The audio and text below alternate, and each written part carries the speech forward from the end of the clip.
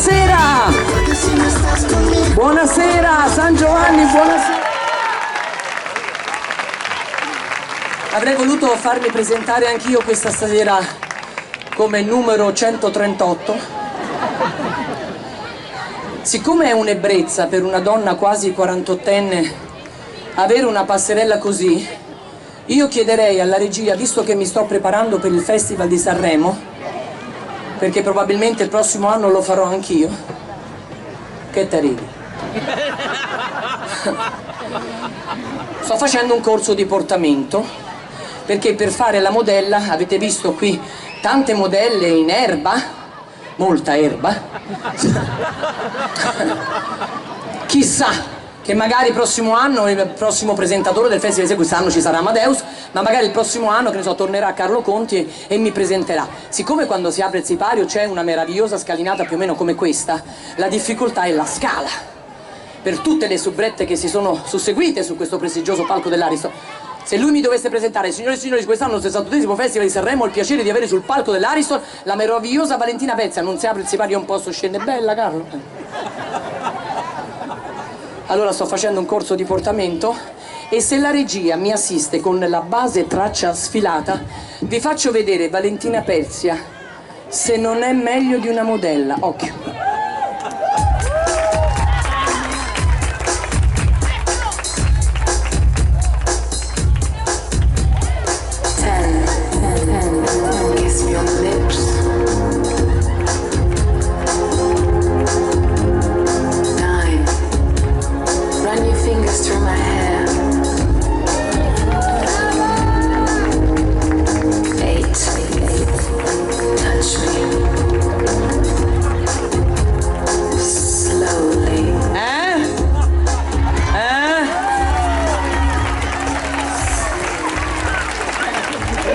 Come queste modelle, visto che hanno sfilato anche gli uomini, sempre incazzate.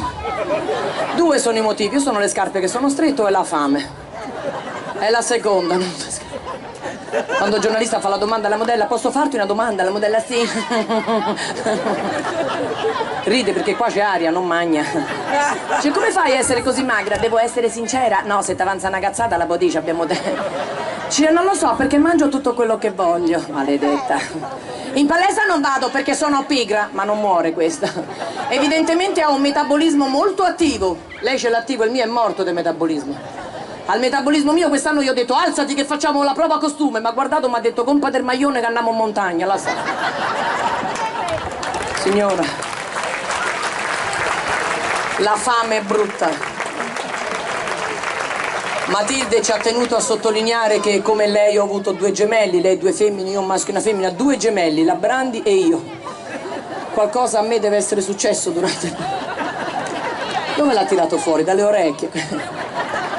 Perché tutti ci rifacciamo al mito per eccellenza italiano, che non è italiano ma arriva dalla lontana terra dell'Argentina, a questa donna che oramai dilaga sul panorama televisivo italiano dal nome Belén Rodríguez. Guarda gli uomini, no, è perché c'hai vicino tua moglie, dice. Perché quando siete sul divano di casa e appare la Rodriguez e tu sei sul divano, dai le spalle a tua moglie, appena appare la Rodriguez la faccia di voi uomini è questa.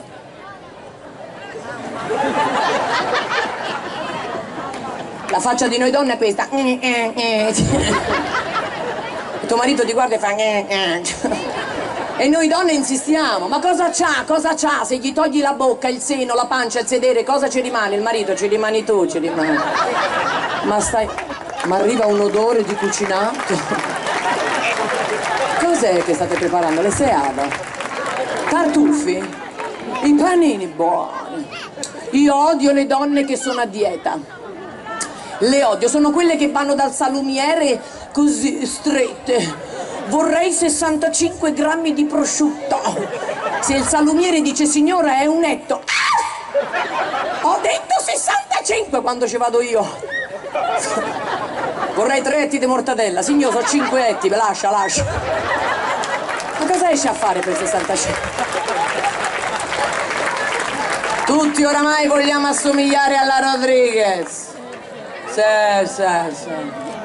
Lei ha avuto una vita difficile, signori, è partita dalla lontana Argentina per venire in Italia, ha detto alla sua famiglia: io risolverò le sorti della mia famiglia e vi porterò tutti in Italia. Signori, ma voi che ne sapete quanto si è dovuta piegare?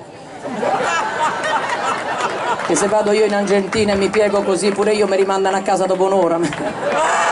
Signori, la Rodriguez è la donna più bella che c'è nel panorama televisivo italiano, non dite io l'ho vista. La Rodriguez il lato B ce l'ha alto perché arriva da una terra in cui gli accenti sono tutti in levare, in alto, in su. Quando gli fanno un'intervista: da dove arrivi? Dall'Argentina. E da dove? Da dove? Buenos Aires. Signora, se lo domandano a lei, da dove arrivi? San Giovanni Suergi, guarda dove cazzo ha finito il culo. Non lo rialza più, signora. Lasci fare. Queste sono donne che sono 90, 60, 90, noi 90, 120, 180, una piramide di Cheops. Signora, perché noi mangiamo, ma la Rodriguez la fate stare un anno in Sardegna, cosa diventa? Aveninchi diventa. Lasciate fare, che il bello è, signora. La Rodriguez, io sono sicura che ti fa sesso anche quando va di corpo. Devo fare la cacchigna.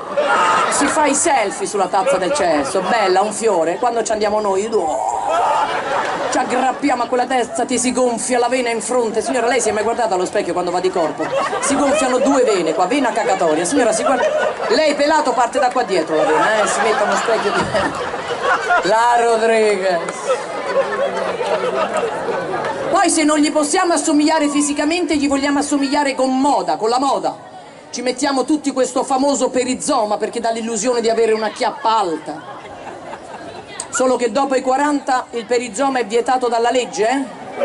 Perché se dopo i 40 ti ostini a comprare il perizoma devi comprare anche un paio di tenaglie in dotazione, perché la sera quel filo... C'è amore, ma non avevo la mutanda.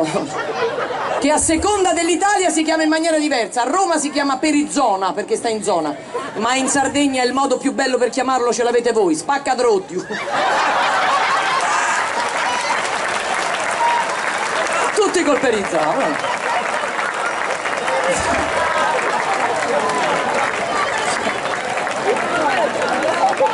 Io a volte lo indosso. Mia madre prende il perizoma e dice: ma cosa lo lavi a fare che il sapone non lo prende? Non ci vuole la molletta per i panni quando lo stendi, ci vuole la forcina per i capelli. Si gira mio padre a mia madre che ancora oggi pesa 115 kg, gli fa: alla faccia tua che quando stendi le mutande sembrano i pannoni per raccogliere le olive. Con 2 mutande di mia madre è finita la terrazza, però che com'era bella la mutanda di una volta, di una donna, alta con l'elastico che ti prendeva da sotto. Era familiare quella mutanda, invece oggi con questo perizoma sono donne finte, che si fanno anche le unghie finte. Una volta con quella mutanda se ti entrava nel sedere, un attimo era che... Oggi con le unghie finte non te la tiri fuori dal sedere neanche se ti pagano. Io le ho portate per un mese, la prima volta che ho fatto il bidet stavo per morire. Stavo facendo la fine di Capitano Uncino. Lasciate fare, sono belle le nostre di donne, un po' in carne. Io sono arrivata oggi, sono scesa all'aeroporto di Cagliari Elmas, una signora mi ha fermata e mi ha detto: ma lei non è Valentina Persia, quella che lavora in televisione? Dico: sì signora, sono io. Ma lo sa che è meglio da viva? Beh, lo credo bene, c'è un po' di colorito. Da morta non è una bella veduta. Un'altra signora mi fa: ma lei non è Valentina Persia, quella che lavora per la televisione? Dico: sì, un altro paio di rate e l'ho finita di pagare. Poi comincia a lavorare per una lavastoviglie, la lavatrice. La Rodriguez a voi uomini, perché siamo un popolo di uomini maiali. Che ve la fa vedere, non ve la fa vedere, ve la dà, ma tanto a te non te la dà, quindi. Perché poi l'uomo italiano con queste donne è diventato vizioso. Una mia amica l'altra sera mi ha chiamato e dice: l'altra sera stavo facendo l'amore con mio marito e mi ha detto: amore, perché non ti lamenti? E lei non capiva, dice: ma perché mi devo lamentare? Perché la donna che si lamenta nell'atto sessuale mi fa arrivare il fuoco al cervello. La mia amica le ha detto: vabbè, mi devo lamentare, sì, si è rotta la lavastoviglie. Aveva capito che era quello il lamento. Non vi preoccupate dei vostri piccoli, le vostre piccole creature anche qua dietro, ne sanno più di voi. E se ne sanno più di voi la colpa è vostra, perché una volta a casa avevamo meno stanze ma i muri erano più spessi. Adesso per avere più stanze i muri si sono assottigliati. Quindi la sera quando siete in camera da letto con vostro marito, in quel momento sembriamo tutti giapponesi. La signora ride perché fa così, maiala. E c'è questo bambino che sente provenire questi lamenti dalla stanza dei genitori, spalanca la porta e vede il papà abbracciato sopra la mamma. Dice: che fate? Il papà, preso alla sprovvista, si copre, imbarazzato, dice: niente, pensavamo di darti un fratellino, io non lo voglio, sto bene solo. Chiude la porta e se ne va. 2 giorni, madonna, questa è cipolla però.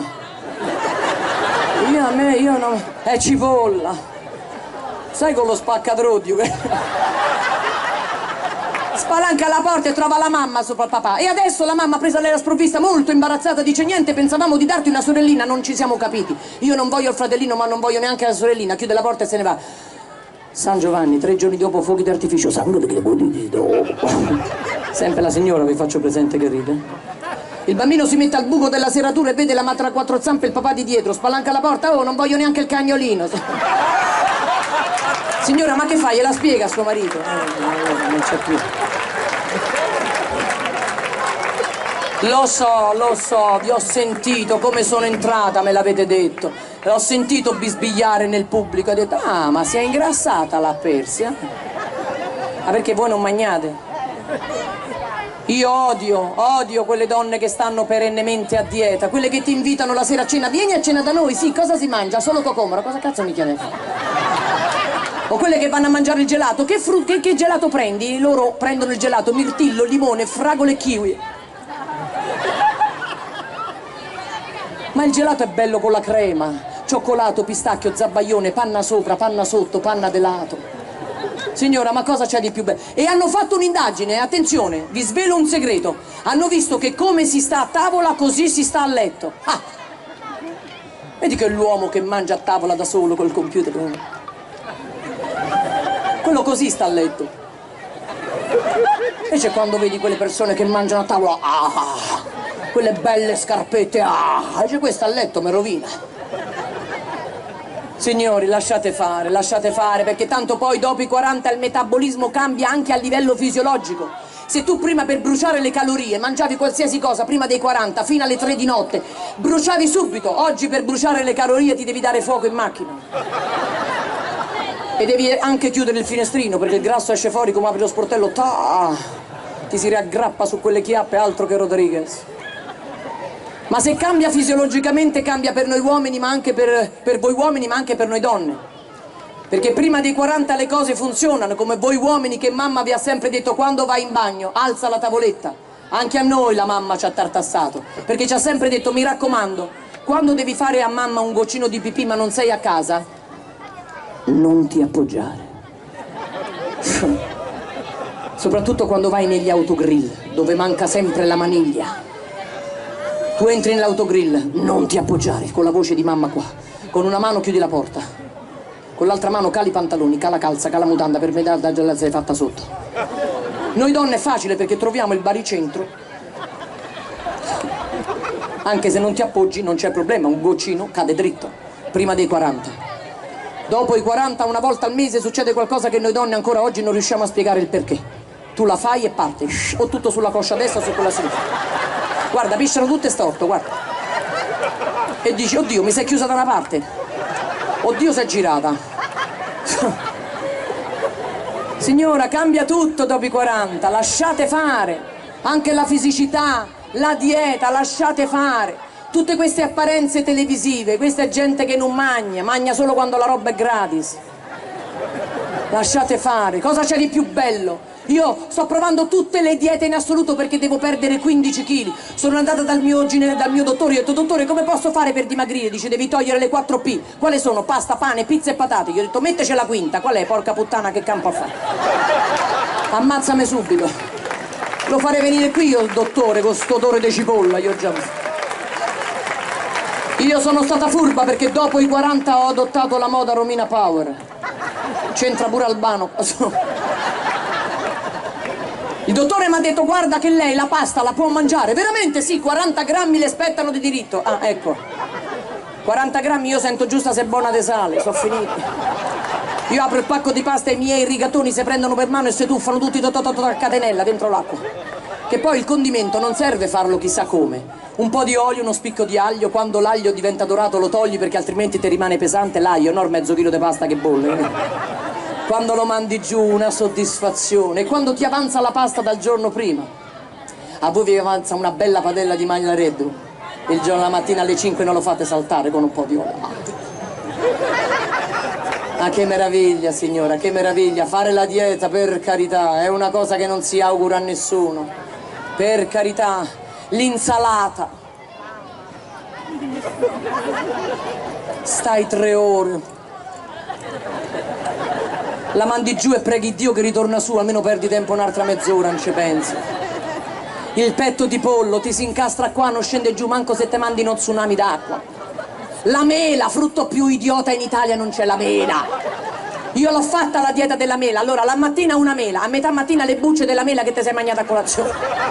A pranzo 2 mele, la sera inviti gente perché c'hai 4 mele da solo non ce la fai.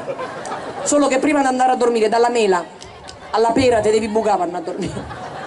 Che fame, signora, quanto è brutta la fame, quanto è brutta. Però per provare la tua dieta puoi scegliere quello che ti indica la pubblicità, perché durante la pubblicità in Italia, prima di tutto, possiamo avere un po' di luce sul pubblico? C'è la possibilità? Volevo vedervi un po' di viso, non c'è, va bene così. Per alzata di mano, chi è che arriva dal nord Italia? Alzi la mano. Ah, c'è solo. Da dove arrivate? Torino. Da Torino, laggiù, mano alzata, da dove? Bergamo, da dove? Da dove arrivi? Da Milano. Di qua, dove? Da dove? Da Milano. Chi è che arriva dal centro Italia? Alzi la mano.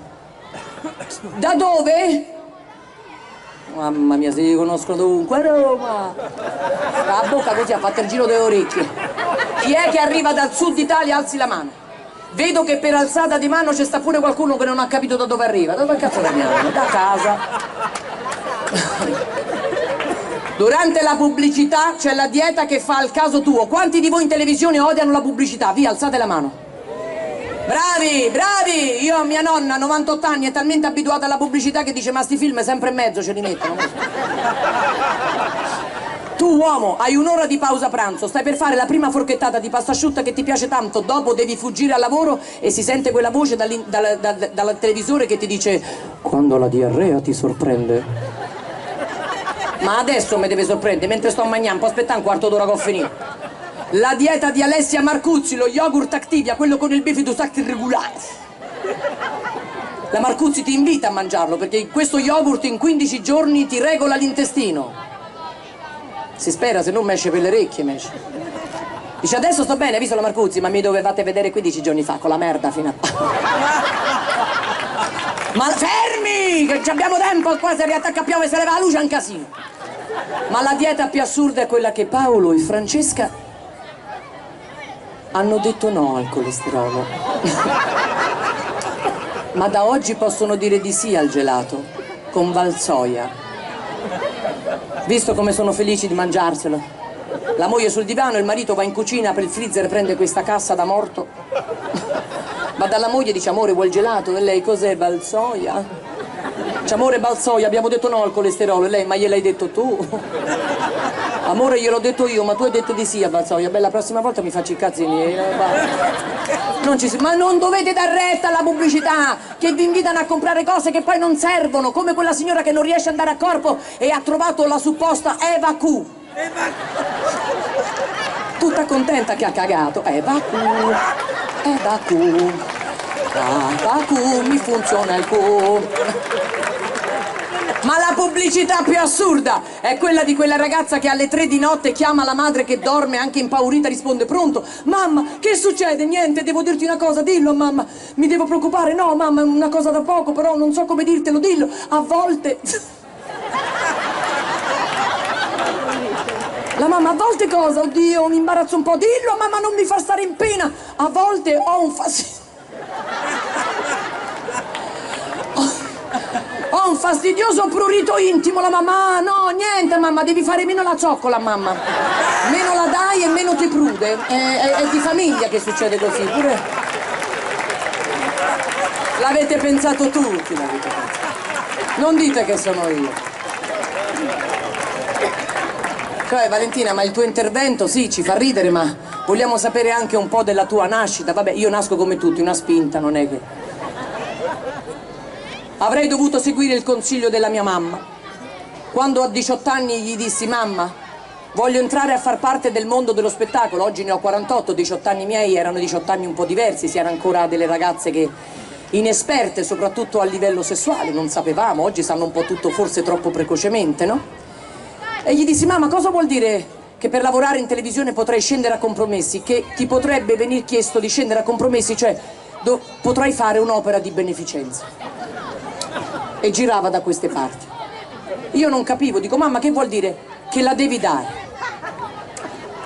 San Giovanni Suergio, credetemi, 25 anni di carriera, quest'anno festeggio, in 25 anni di carriera me l'avesse chiesta uno. Guarda che io gliel'avrei data, poi ti si invecchia, arriva qua sotto, chi la vuole più? Te la metti a mo' di sciarpetta quando è freddo.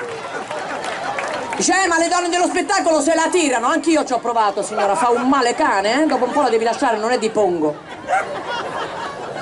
Non mi è capitato a me, non mi è capitato a me, quando c'era lui. Io non parlo di politica, ma a onor del vero c'è da dire questo, che quando c'era il mega presidente del Consiglio Silvio Berlusconi al potere, che fece quello scandalo delle ragazze di Palazzo Grazioli, le olgiatine, a parte il fatto che a queste nessuno gli aveva messo una pistola in fronte, ci andavano di loro spontanea volontà, signori, per una botta dai 5-10 mila euro. Io non ci posso pensare. A me perché non mi ha invitato, perché se no un paio di botte gliele davo pure io, me le facevo. No. Mi sistema, pensa se a me mi diceva: mi consenta, dico: guarda, entra che qui è da mo' che è aperto. Tu pensa se a me mi regalava il cane Dudù. Lui l'andava cercando, Dudù, io 7 te, un paio di mesi. E invece non mi ha invitato.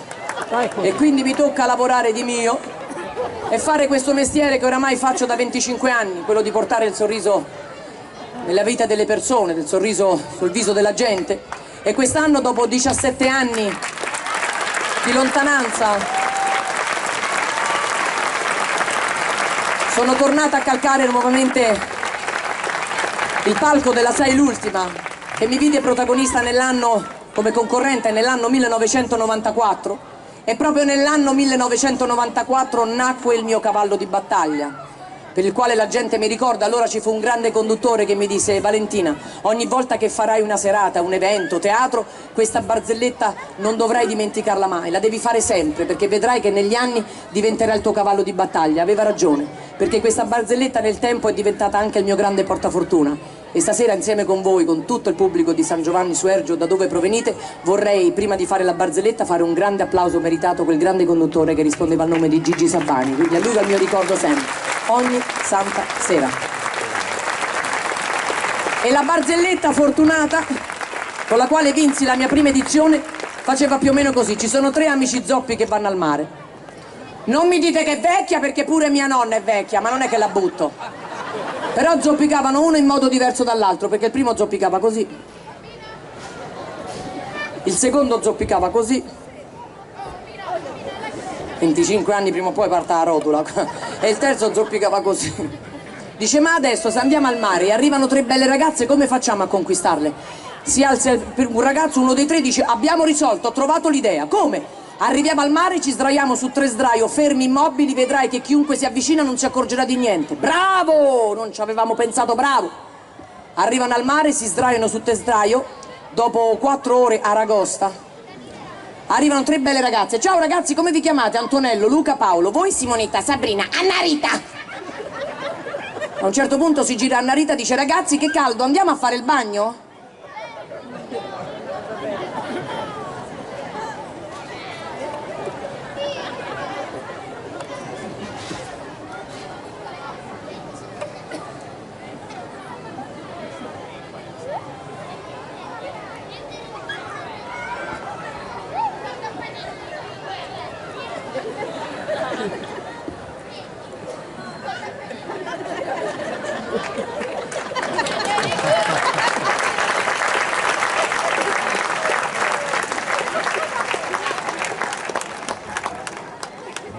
Si alza il primo: Dio come scotta sta sabbia. Il secondo: dilla a me, è pure piena di buche. E il terzo: non vi preoccupate che le copro io. Grazie.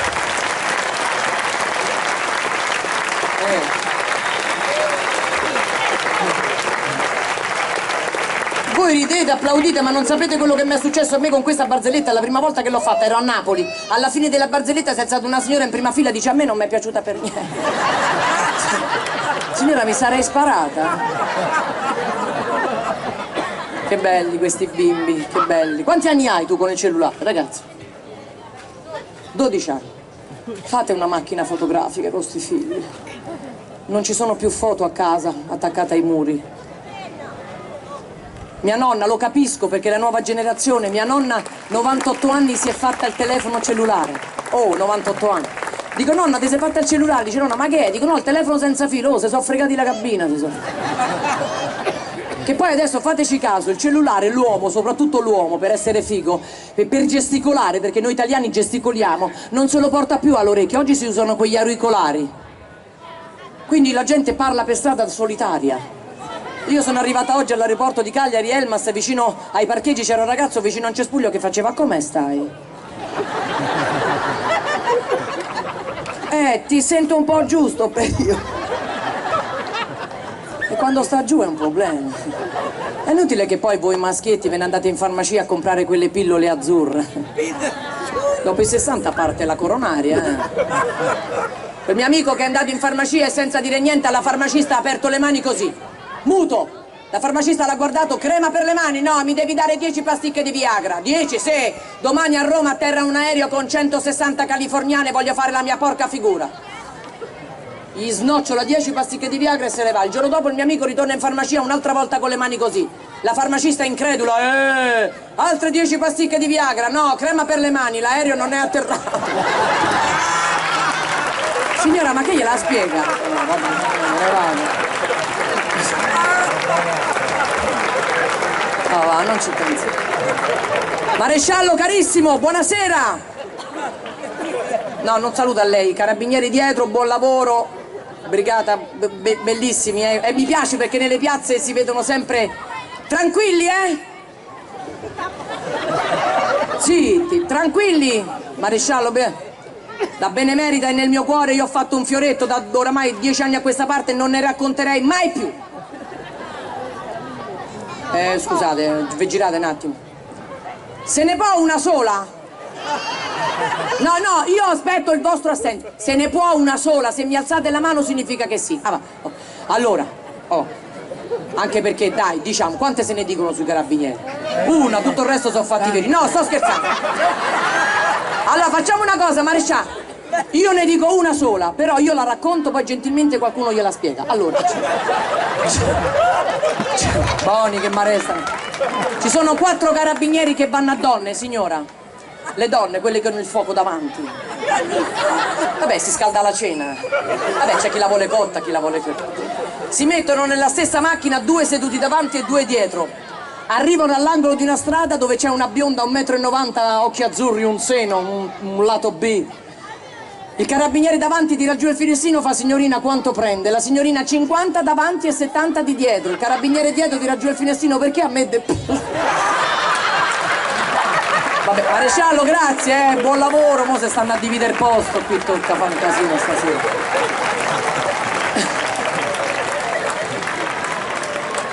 Adesso fanno a lotta per chi si siede avanti. Invece sempre un buon lavoro, un applauso facciamoglielo, perché in Italia è veramente a volte difficoltoso anche con il vicino di casa. Io posso dirlo, ho un meraviglioso alibi per questa corpulenza, per questa, diciamo così, agiatezza fisica, perché 4 anni e mezzo fa, come ha detto per l'appunto Matilde, sono diventata mamma di 2 gemelli. E quando si diventa mamma in tarda età il figlio, quando uno tromba battono tutte le mani.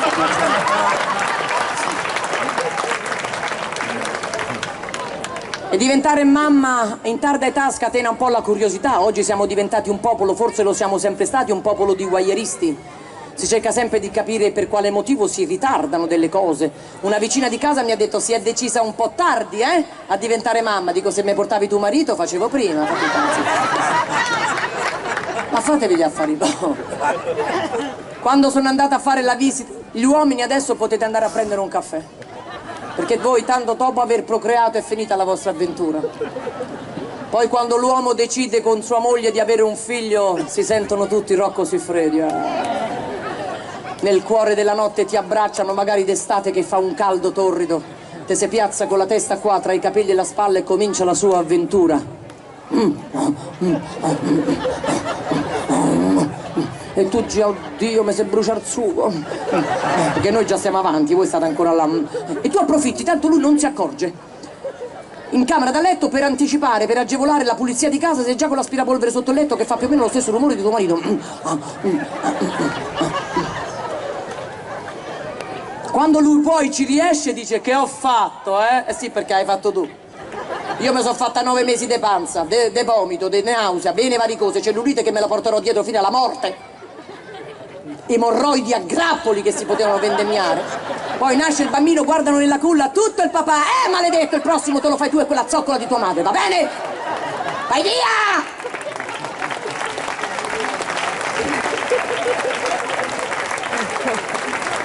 Una volta era più bello, perché l'uomo dopo che aveva fatto andava, non viveva di menzogne, andava, si faceva la sua vita, poi tornava a casa tutto pronto, bambini che urlano, se ne fotteva. Ma quando mai l'uomo ti accompagnava al corso preparto? Quando? Quando una volta l'uomo ti portava in sala parto e tagliava il cordone? Quando mia madre ha partorito per 5 volte, 5 figli, e mio padre, come rito scaramantico, ogni volta che mia madre partoriva andava a caccia.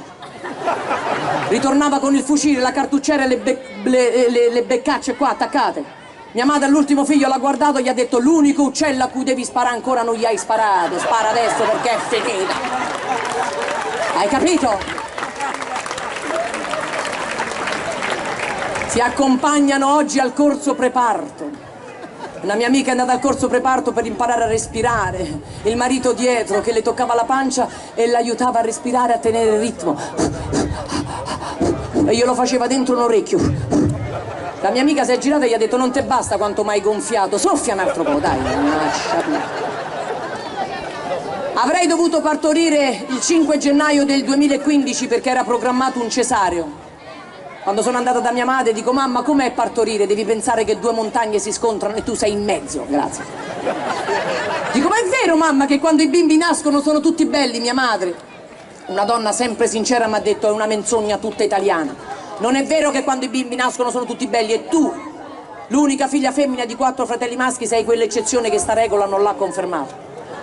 Ma perché com'ero? Mia madre si girò mia zia quando io nacqui, gli dissi: zia, com'è? Mia zia guardò nella culla, guardò mia madre e gli disse: si farà. Ma per i primi mesi in giro non la portavo. Vabbè, ma non si ride sulle disgrazie altrui. Mia madre mi portava in giro con una carrozzina, mi metteva una coperta fino sopra la testa per non farmi vedere da nessuno. Un giorno una signora fermò mia madre e dice: signora, quanto è bella. Mia madre dice: ma allora piace. L'ha fatta lei? Mia madre: ma chi ha fatta? Con l'uncinetto, stava dicendo la copertina.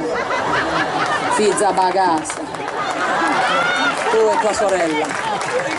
Ci vuole. Quando entrai all'ospedale avrei dovuto partorire. Oh, lo sanno, lo sapete. Italiano. Italiano. Hai il microfono acceso? Con chi stai facendo porcherie? Si sente tutto. Arrivai, Maria, dopo questo io esco.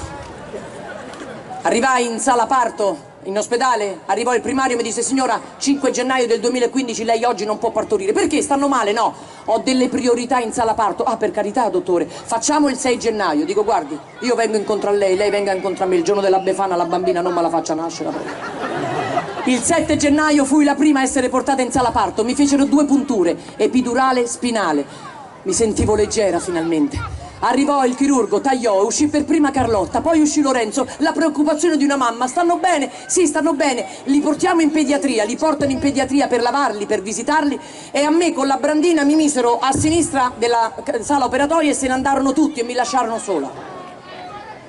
Dopo 10 minuti entrò il primo infermiere che guardò sotto il telo verde in direzione della mia pancia e fece: si chiude, e se ne andò. Arrivò un'altra infermiera che disse guardando: sì, si chiude bene. Entrando il terzo infermiere gli dice: scusi, ma che film danno qua sotto? Dice: no signora, stiamo guardando se l'utero si chiude. Ma perché? Sto ancora aperta. Dice: sì, ecco che era sto venticello che arrivava da qua sotto. Dice: ma io ho la sinusite, chiudi un po' qua. Mi portano in camera, Lorenzo a destra, Carlotta a sinistra. E dentro di me pensai, adesso se li verranno a prendere. Passa un'ora, nulla. 2 ore, nulla. Chiamai un'infermiera che era un mix tra la signora Rottermeier e Maria De Filippi. Dice, scusi, ma non ve li prendete i bambini? No, in questo ospedale non si fa. Li lasciamo sempre con voi. Ma perché non ve li tenete fino a 18 anni? Io non ce la faccio da sola. Fortunatamente, nella sfortuna, Lorenzo, il bambino, aveva bevuto il liquido amniotico, un po' di rigurgito, littero, rompicoglioni subito, maschio, mi ha fatto capire come sarebbe stata la vita mia. E l'hanno portato in incubatrice e rimasi con Carlotta, signora. Da sola con mia figlia, un po' preoccupata per il bambino, ma si risolve poi in pochi giorni. Avevo un corredo fatto nuovo, una bella camicia di notte comprata a OVS di flanella, vestaglia di flanella, pure la ciabatta di flanella. Pensavo gennaio farà freddo, un caldo dentro a sto ospedale. Volevo tagliare tutto, feci tagli da dove. Una sola preghiera feci io nella mia vita. Pensavo, quando un giorno diventerò mamma, ho poco seno, ti prego, fammi avere un po' di seno, perché pensavo che poco seno corrispondesse a poco latte, ma non è vero. Ci sono donne che hanno un seno così, il latte non arriva, invece io, sarà stata la camicia di notte di flanella. L'emozione, alle 3 di notte mi si alzarono le ascelle e sentii un profumo di viola pensando fosse arrivato Padre Pio. Richiamai l'infermiera e dissi, ho la febbre. Lei mi guardò e mi disse, come mai? E cazzo ne so, sei tu l'infermiera. Tiri fuori la lingua. Niente, mi vide l'occhio, niente, girò dietro e mi toccò il seno. Dico, oh, ma che buona botta. Dice, signora, ecco perché è arrivata la febbre, perché è arrivato il latte. È arrivato il latte? Sì, mi porti pure 2 biscotti, c'ho una fame. Dice, no, è arrivato il latte al seno. Oddio! Dice, attacchi la bambina. Ma che attacco? Fammi fa 2 selfie, dico. Alle 3 di notte ho mandato le mie sise in tutta Italia, pure a Berlusconi, dico, insomma, non mi richiama che c'è. E finalmente ho attaccato mia figlia. Poco dopo avrei con il tiralatte portato il latte su a Lorenzo. E nel momento in cui tua figlia si attacca, anche se poi il latte non ne avrai più, tornerai indietro e tua figlia, i tuoi figli li crescerai solo con il latte artificiale. Nel momento in cui tua figlia si attacca al seno, anche se li hai portati in grembo per 9 mesi, in quel preciso istante realizzi che sei divenuta madre. Io ero in brodo di giuggiole e guardavo questa scena. Ritorna l'infermiera di prima, che evidentemente non ha mai trombato nella sua vita. Mi guarda e mi fa, signora, io sì, l'ha fatta l'aria.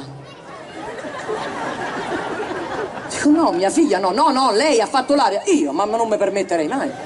Va bene che gli artisti si danno le arie, ma se le danno nel momento opportuno. La deve fare. Ma che sei tu se io devo fare l'aria? Signora, se lei non la fa qui si muore. Oddio! Aspetti, mi faccia vento con ventaglio. Io manno giù un po' d'aria. Non se ne andava, dico, senta, torni da dove è venuta. Io faccio una bomba dritta, lei sente la scia, viene qua e se la gode tutta. Ma che devo fare? Non se ne andava. Finalmente anche Lorenzo esce e siamo tornati a casa. Un piccolo consiglio. In Sardegna lo faccio in qualsiasi regione, anche qui da voi, a San Giovanni Suergiu. Faccio un augurio io a tutte quelle donne, a quei genitori, a quelle mogli e marito che stanno cercando di essere genitori. E quando lo diventeranno, a voi che gli siete vicino, non bombardateli con notizie esterne che portano poi al soffocamento di una mamma. Fagli il bagnetto, dagli il latte, perché non glielo dai, perché gli metti il body, perché non glielo lavi. Ma il bagnetto d'inverno tutte le sere, ma che glielo fate a fare? Ma che vanno a zappare la terra? Vengono le allergie, signore, fate come quando ero piccola io, il bagnetto, noi 5 figli lo facevamo una volta a settimana, il sabato, finivi scuola, se t'acchiappavano te lavavano. Ma a casa mia, altri tempi, l'acqua non si cambiava nella vasca. Usciva il primo, entrava il secondo, usciva il secondo, entrava il terzo il quarto, il quinto, mia nonna all'ultimo se faceva i fanghi.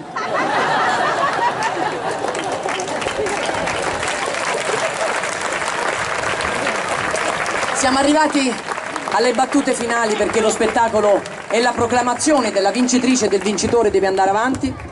Io, ovviamente, prima di andare via, vi voglio far salutare dalla mia nonna, questa donna di 98 anni.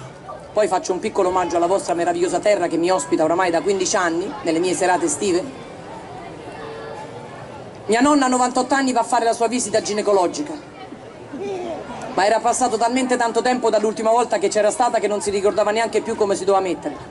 Cioè, dove doveva mettere le gambe, ci aveva messo le braccia sulla poltrona. Dice, signora, non sono un dentista. Dopo 3/4 d'ora mia nonna trova la posizione, finalmente il dottore infila il guante e comincia la visita. Sì.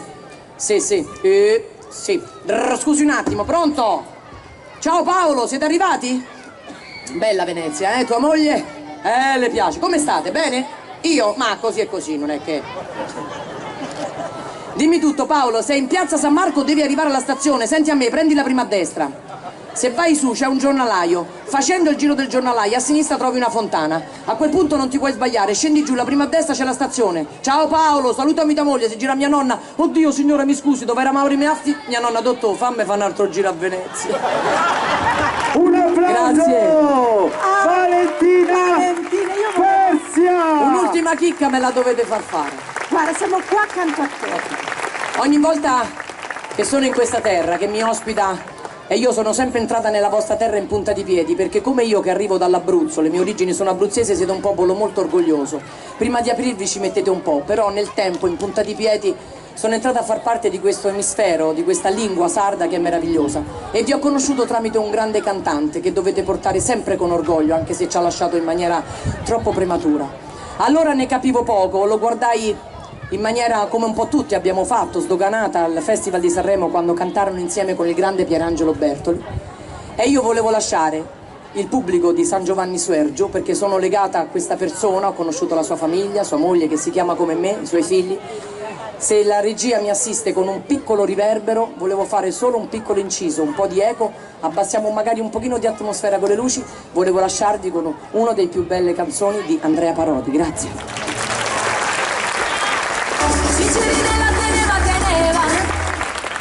Soltanto un pochino di eco, la base abbiamo finito, va bene così, ok? No puedo reposar, amore coro, pensando a ti eso, donzi momento, noi stesi in tristura, prenda oro nei dispiague o pensamento t'assicuro che a te sono bramo cantamo forte tamo e tamo e tamo.